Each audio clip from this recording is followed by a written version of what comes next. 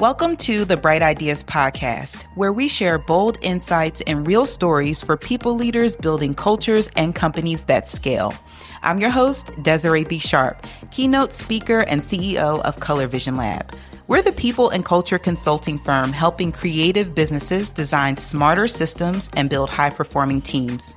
Today, I'm joined by a very special guest, Paxton Gray, Chief Executive Officer at 97th Floor. If you want to scale your business without sacrificing your culture, this conversation is for you. And if you're exploring ways to elevate your people strategy, DM us the word growth on LinkedIn for a free consultation. Paxton, how are you? Thank you for joining the show. I'm so great. Thanks for having me on. Absolutely. So excited to dive in. So you've been at 97th Floor for over a decade now. And if I remember correctly, you stepped into the CEO role around 2019. Can you walk us through that transition and how your leadership approach has evolved over time? Yeah. So as I said, I found out I'd be CEO in 2019, and then 2020 happened. And so it was unlike anything that I had expected, going through COVID and wild market fluctuations. And the entire ride for the past 5 years has just been very interesting and very fast-paced, to say the least. But I do feel like throughout that time period, a lot of the principles and kind of core beliefs that I have around people and teams have remained steady throughout that, despite kind of all the craziness. And that, for me, I feel like has been what has helped me lead through those times, is adherence to those core beliefs. Well, leading a 90-person team, specifically in a results-only work environment, that was something you mentioned to me in a previous conversation I thought was very unique to your workspace. It must create a very different rhythm in terms of your day-to-day role as a CEO. So I'm curious to know, where do you find yourself investing the most of your time and energy? I know every CEO role looks different based on what the business requires. So what does the day-to-day look like for you? So I do find that my attention will shift depending on what the business needs at any given time. So I find myself, I will, oscillate between our fulfillment, our operations, our sales, and our marketing. Generally, those four things. So my focus will bounce around between those depending on what's needed at any given time. But those are my main four areas of focus. We also talked about your ROWE policy. So before we dive in and talk a little bit more about that, can you share exactly what that is? Yeah, so our ROWE, ROWE stands for Results Only Work Environment. It's a system that we launched in 2015. And what it is, the core tenet of Results Only Work Environment is that employees should be judged only on the results that they produce. They should not be judged on how they work or when they work or where they work or how much or how little they work. What really only matters is whether or not the job gets done. And we're an agency who has to produce results for our clients. And so that work system aligns very well with what our clients expect from us.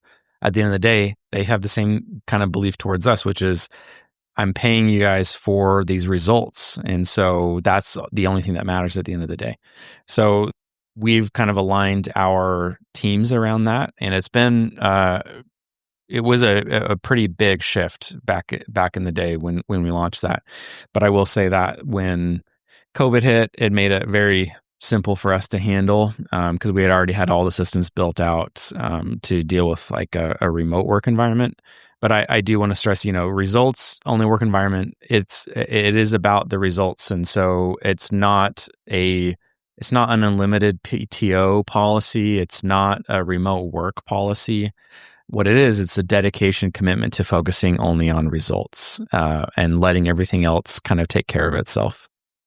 This was a policy that I found to be very unique because flexible work, work from anywhere is not unique. A lot of companies started to adopt those policies after COVID, but work as little or as much as you want was a little bit of a unique angle to this policy I found very interesting.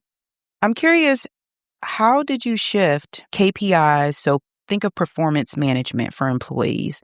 How did your strategy around developing effective key performance indicators, OKRs, things like that to determine if they're meeting results or achieving results? How did that shift transitioning from your old model to the current role model? Yeah. To be completely honest, it's a shift that's still happening. So you would think that you can just kind of make that switch and then you're done. But one of the unexpected pressures from ROWE is how much pressure it does put on the results. The entire thing hinges on that. And if people are not clear around what results they're supposed to produce, then you either don't have ROWE, or it's not like ROWE is not going to work for you. So one of the key factors for ROWE working for us is that our client work is based on results too. And so there's some parity that can go from the client side to how employees are judged. We have what we call a results dashboard, where every person in the company has their KPIs of like how their job is kind of distilled down into. And they update those numbers every week. We can see who's on track, who needs a little extra attention, who's way far ahead. But everybody should be clear around the results that they're supposed to produce. And again, because that's spelled out in the contracts that we have with our clients. So a client will come on and say, our contract will say, we're supposed to, we need to get you X% increase in leads by this date. That then very well translates into a ROWE system to where it's like, okay, team, that is how you're being measured. Can you produce these leads by this time? And then what do you need to get there? So what about when you miss the mark on something? Because sometimes you may have bad fit clients. Sometimes things break internally. It comes with the territory of, doing business. So what happens when we miss the mark? How do you handle those situations on both the client facing side and with employees? Yep. Yeah, sometimes goals are missed and results aren't achieved. That can happen for different reasons. So the main services that we offer are SEO and advertising work. And, a giant algorithm update can throw our goals out of whack, potentially. So it depends on the reasons why the goals are missed. So it's not like a blind adherence to numbers or a cold like machine. It's also not a single number. What we look for more are patterns. So are you consistently missing the mark? Are you far off goals compared to your peers? And then we start to say like, well, why? What supports do you need? So it's not like an immediate miss the mark and you're gone. But it is like, hey, we missed the mark. We need to figure out why. So we can't just let that slide and just like write it off. But the ROWE only works again also if you're only focused on the results. And so if at the end of the day, there's like a pattern of missing results and support has been given, but no improvement is changing, then there's really you're just not a place for that kind of performance at our company.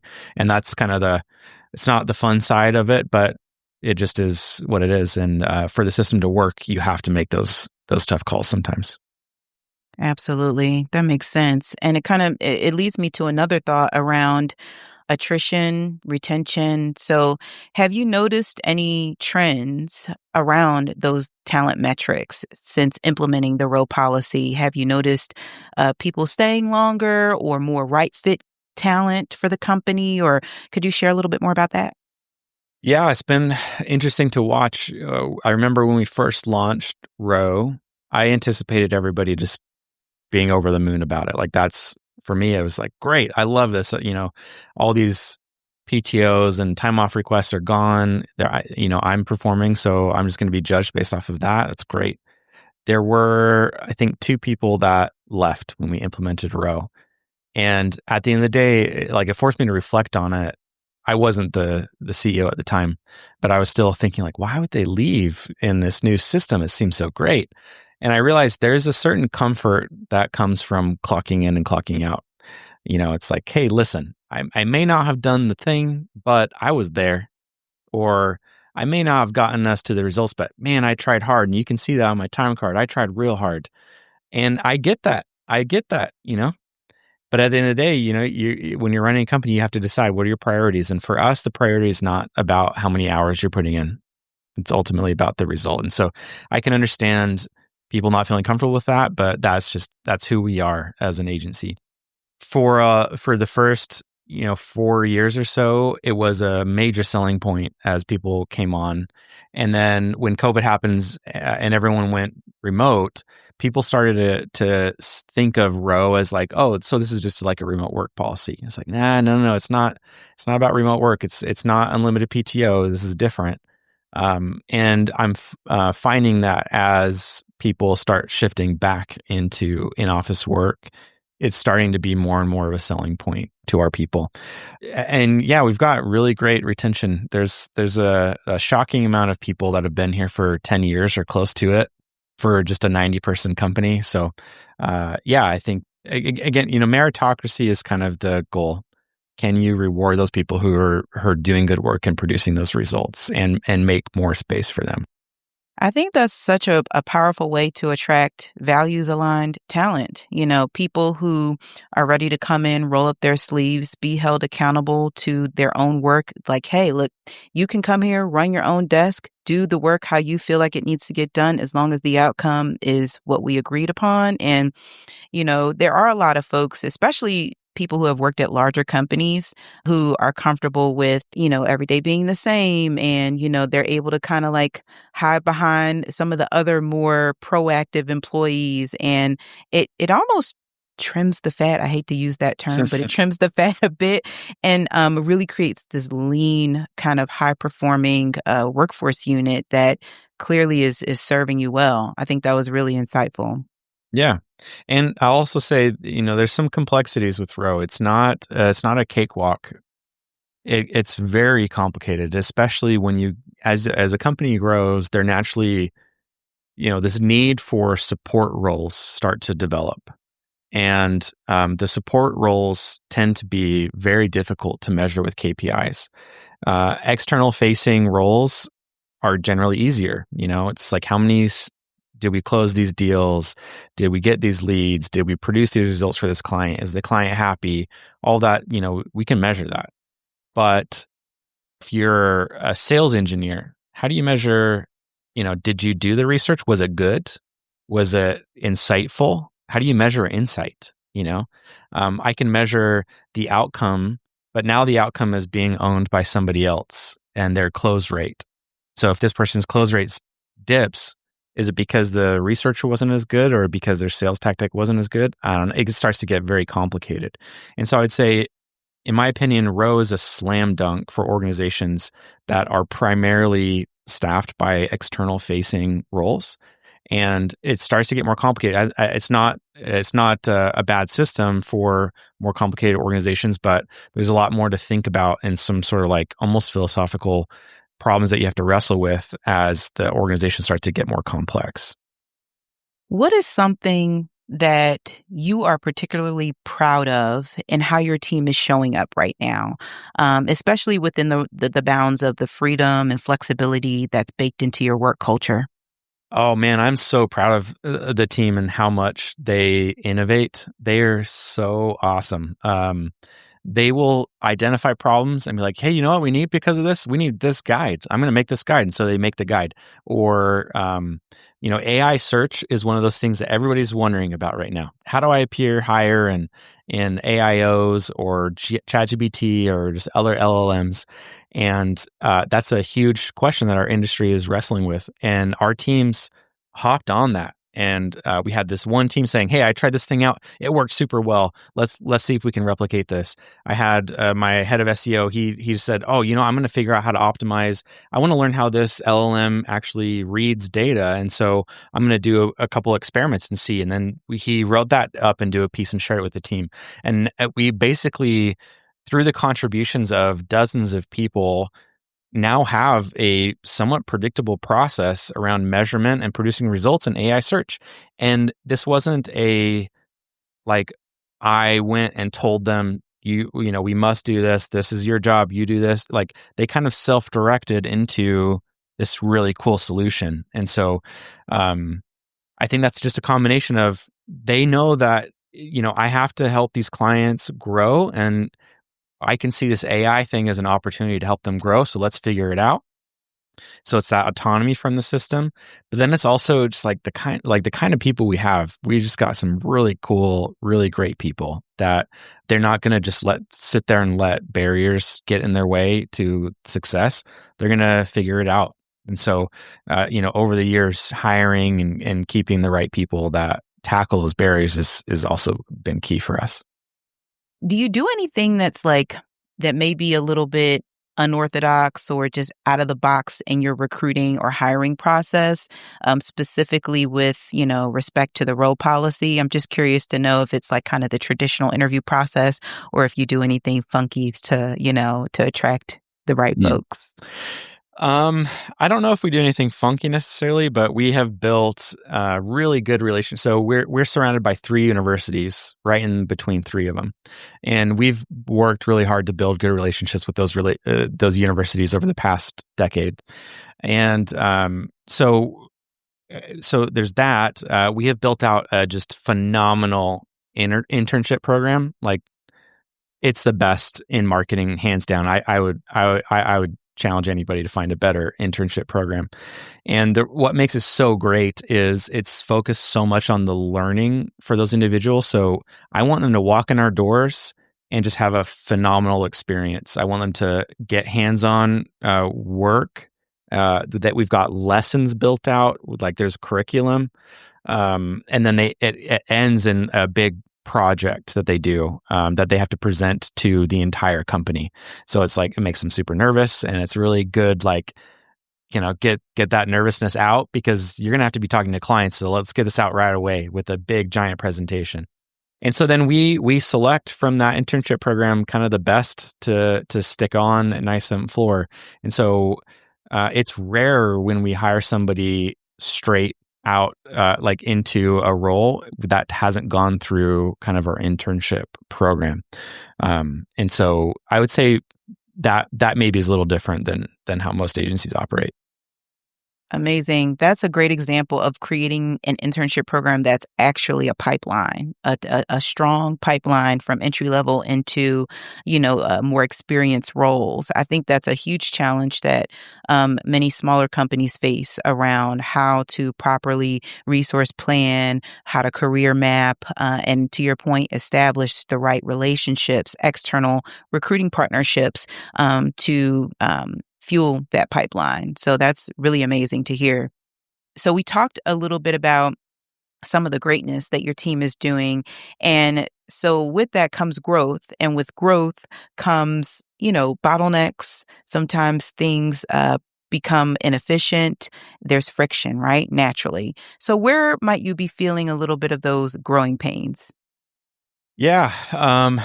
One of the, I'd say, lessons that we've been working on learning over the past year or two have been, it's easy to add new systems without acknowledging the kind of debt or opportunity cost that you're incurring from that new system.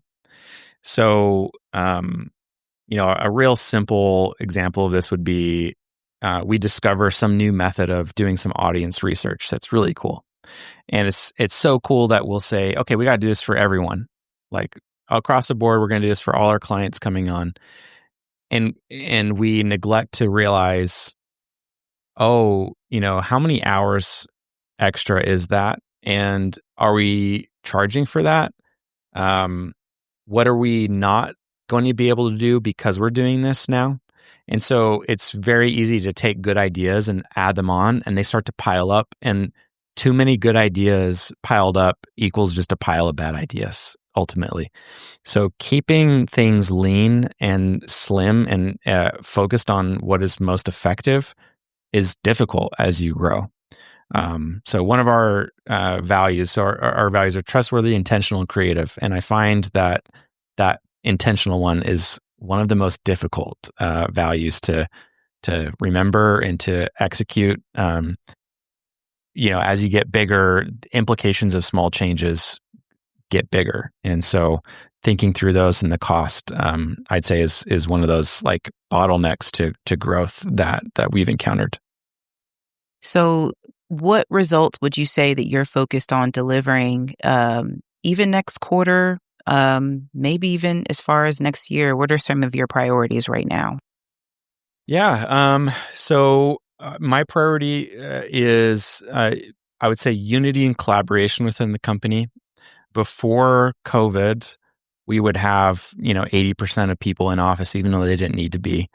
And during COVID, there was 0%. And then post COVID, it's closer to there's maybe 5% of people in office. And so my goal is not to force everybody to be back in office, but my goal is to figure out ways that we can increase collaboration across the agency. And I find that gets to be more difficult when people are remote.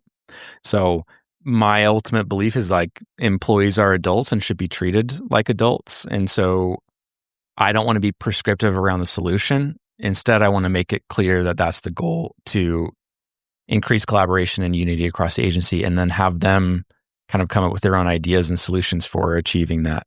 Ultimately, like that's what people want. They want to be part of a team working together towards something.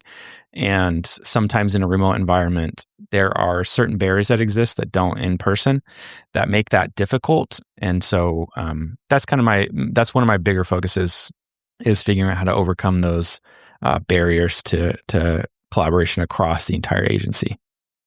Absolutely. Yeah. I think that's another challenge that I find that many firms are up against with the proximity bias. And to your point, just keeping people rooted in the culture while they're spread out all over the place. I don't know if we'll ever really crack the code with that one, but I think there's always new things that you can try and test out and see if it works for your organization. I want to kind of reflect on, your entire career, your entire leadership journey. So not just your 10 years as a CEO. Could you share a moment where you felt like your leadership was really tested?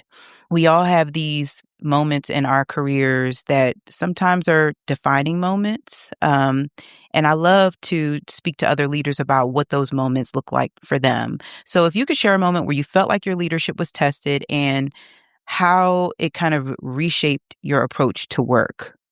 Mm. I don't know if there's ever a moment when I feel like my leadership is not being tested, to be honest. I feel like I still have so much to learn, and I have learned so much throughout these years. Let's see, a defining moment. I don't know. I think I have to go back to just going through the COVID years, and I feel proud we didn't lay anybody off throughout that time, and I felt strongly about that. And it ended up being like a period of great growth for us, actually. And yeah, I'd say it was balancing my own internal. I'd say I don't know, like there's a lot of pressure to be calm and to be steady for other people. I think, a lesson I learned a long time ago is whatever feeling you're feeling, if you express that, other people will feel it 5 to 10 times as much as you're feeling it. So it's like if you're just having an off day and you look stressed, people are gonna be like, "Oh, dang, there must be a reason this guy's stressed. What's going on? It's big, And it's like, actually, I mean, it's just because I didn't get good sleep. It's not a big deal, Like to everybody else, it can be. And so you have to like bring so much every day, and that doesn't mean you have to be fake or like not authentic or whatever. But you just have to be aware of more than you need to be when you're not leading people. And I think that's still a lesson I'm learning, to be honest. It's still a lesson I'm learning. But going through those COVID years helped me learn a lot of those lessons a lot faster than I think I would have if we didn't have to deal with all the craziness of that time. That is so powerful and so relatable. I mean, you're talking about emotional intelligence, specifically self-regulation. We're at the end of the day, leaders are still people, human beings who have personal lives, who have the weight of the world on their shoulders. If you have the gumption to be the leader of a company, your own company, another company, it's a lot. And sometimes you don't feel like you get to have a bad day because of the potential repercussions of that and how it will impact the folks who are looking to you for guidance and to model everything that you're telling them they should be and do at work. And that's a really hard thing. And I think we all fall short at some point. Now, granted, my company isn't nearly as large as yours, but we all fall short in saving face. But then you also have to think about the other side of keeping morale high, right? Yeah. When things are uncertain, when the waters are rocky, you don't know what the next step is, and people are looking to you for clarity on that, but you don't always have the answers. And so it really is like an art of knowing the right amount of information, the way to communicate it, when to communicate it, um, to keep people invested and calm when there may be turbulent times ahead. Yeah. How do you deal with that? Maybe you're having an off day, or you are worried about something, but you don't want to send your team into a panic, because they don't need to worry about it. How do you deal with those times? While also, there's the constant advice is like, be your authentic self, be your true self. How do you deal with both of those conflicting thoughts? Sometimes I feel like I may be a little bit too transparent with my team. They know a lot about me and about where the company stands and where we're headed. And so one of our core values is transparent communication. And I'm very much a matter of fact kind of person. Like, look, I've given you as much as I can at this time, but just know that things are being kind of worked out on the back end. And as I receive information, I'll make sure I keep you guys in the loop. But I also realize that taking care of myself outside of work and having an identity outside of work has been deeply important and Mm. helpful to how I show up as a CEO, especially now that I'm a mom and a new wife and I have all these titles that I have to carry, and it's heavy. I get decision fatigue. I get overwhelmed. Sometimes I have debilitating anxiety that I talk about quite often. And so I have to be intentional about pouring into myself. And like one of my hobbies now is scrapbooking. It's something that doesn't require me to be in front of a screen. I get to go to Hobby Lobby and kind of get lost in there for a little bit, and I enjoy it. And so when I come back on Mondays, I need to feel refreshed and ready to just approach things with a clear Yeah. mind. So I know different things work for different people, but I'm still just kind of figuring out what makes me tick in this Yeah. time in my life. I think that's such great insight. It's like you need to diversify the places where you can get your wins. If the only place you can get wins that you feel good about are from your job, then you're putting all your eggs in one basket. And there's a lot of things that you can't control there. So, but you can control if you learn something new in scrapbooking or build it, make a new page. And you can feel happy about that. So then you get to walk in saying like, hey, maybe I'm not happy about this thing, but I'm happy about these three other things. And so I'm net happy, and then ultimately that's going to bring you more success in business. If you can just approach life with like that abundant winning lens. Mm, so good. And so Anyway, I think good. that's really great insight. Yeah, find some other hobbies and things outside because it can't be your entire identity. For sure. It's so hard to do though. Yeah, When you're like a super ambitious, career driven person, which most leaders, most entrepreneurs are, right? And then there's this shift. I'm actually speaking to another guest about this soon, but this shift when you're in your 30s and 40s, and life has a different meaning as you go through different things, yes, and it's very hard to create friends, to make friends and make new hobbies or establish new hobbies as an adult. And so, yeah, I think I would love for leaders to be more transparent about these things. We always get into a room and just talk about all the stuffy, things that we have to manage at work, and we neglect the whole person. So I appreciate you actually turning that around and asking me, because it prompted me to really think about that and kind of like walk the talk. well, that was good So insight. thank I like you. that advice. That's helpful. Yeah.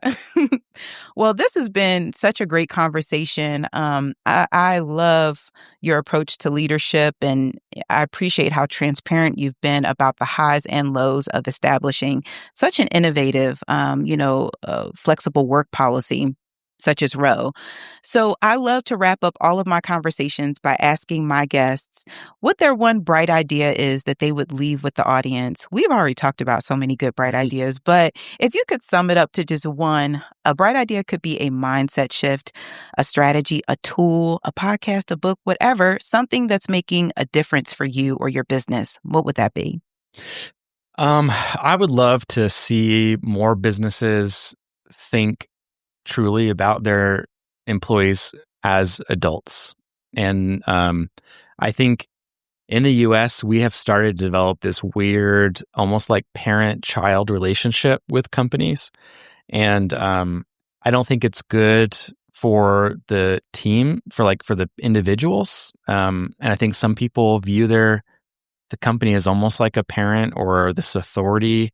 It's like, listen, a company is a group of people who are trying, they believe that together we can achieve something bigger than if we were doing this alone. And that's all it is. And so it's like this group of autonomous adults who are all intelligent and can make decisions about the way that they work and the way that as long as everyone's clear about the goal, then they should just be given the resources and the freedom to achieve that goal. And so it's like, let's stop clocking in and clocking out. It's so dumb. Let's stop asking for time off. Just like do what you need. If you're someone who's like, listen, my best work is done at 2 a.m. and then I love to sleep during the day, do that. Great. As long as we get to where we're supposed to go, like that's I'd love to see more companies operate like that. And I'd love to see the culture around the US in business like shift more toward that direction. I love that. Paxton, this was so great. I'm sure that there may be some individuals in the audience who will want to learn more about you, 97th Floor. Where can they find more information online? Yeah, you can just search Paxton Gray on LinkedIn. I should be the first result there. And you could email me too. It's just paxton@97thfloor.com. All right. Thank you so much, Paxton. This was such a great conversation. Thank you for having me. I really enjoyed talking with you. Thanks for tuning in to Bright Ideas. If today's episode gave you something to think about, here's your next step.